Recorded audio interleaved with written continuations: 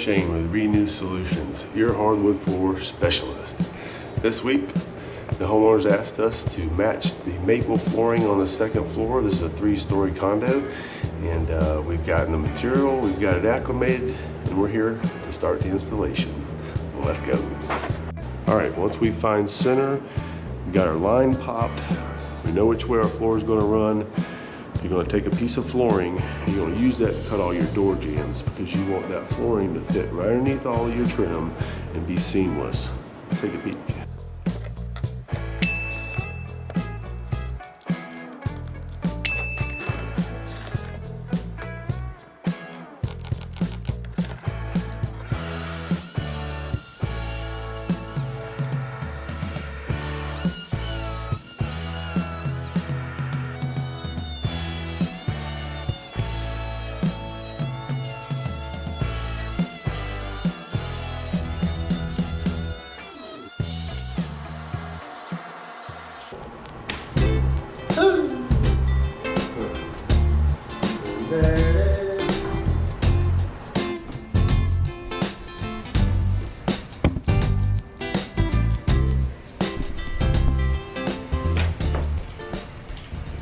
Alright, we found center.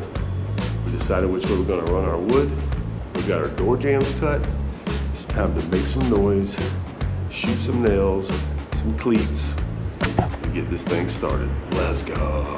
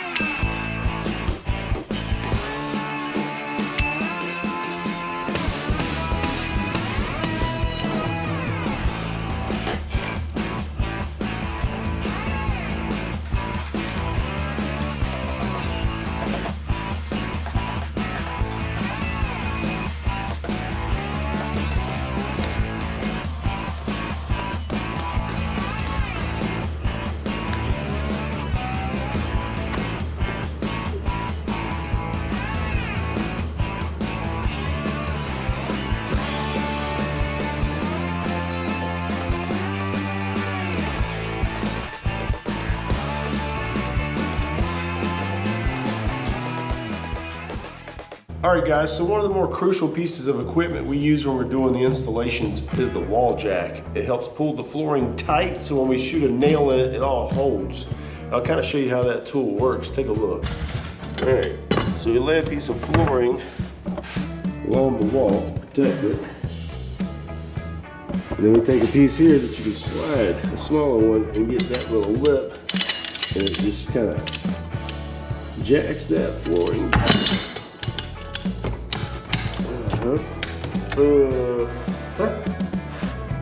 Now we can come in here and get that nailer. Oh yeah. Oh yeah.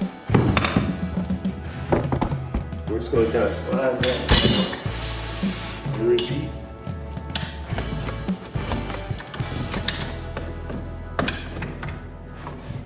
Try not to push the wall off, all out of whack. Alright guys, I'm going to bring you in kind of close on this. When you get close to the wall line, there's a trick to getting that last board to drop in. If it's 4 inches, you only got 3.5 or so. There's a trick to tracing that to get the angle of that wall if it's not a straight board or whatever when you're trying to measure to the wall, to the last run. Just take a look at this real close and show you what I'm talking about. My dad always says, measure twice, cut once. My daddy always said, Cleveland Jr., quit jumping on the bed. We didn't measure! We didn't measure! All right, let's see here. So the board that you're going to put into that last space right there against the baseboard, if you line that up on this last run, this last full 4-inch board, you line it up down that line. All right, and you take a piece, full board, take the tongue, put it against that baseboard. All right, hold that in place. You take that pencil, make that mark, and you can kind of glide that piece down and pick up that angle on that board. Oh. All right, you can see it's got a little taper to it. About, I don't know, ½ inch down to nothing. Now we're gonna rip that on the table saw and we'll see how it'll drop right in. All right, we got it cut with the table saw. See if that worked out. Pitch it so that that groove will catch. Go over that tongue. Oh yeah. Oh yes. Oh yeah. Oh.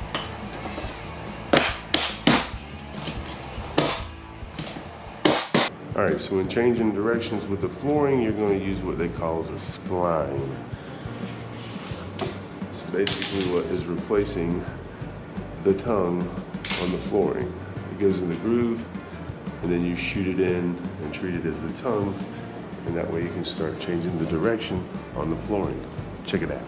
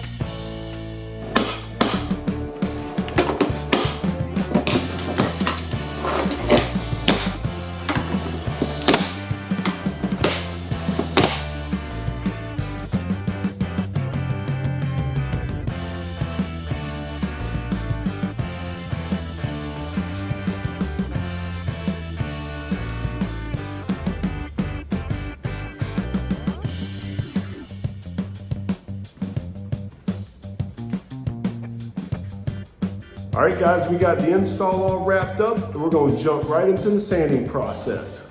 Let's go.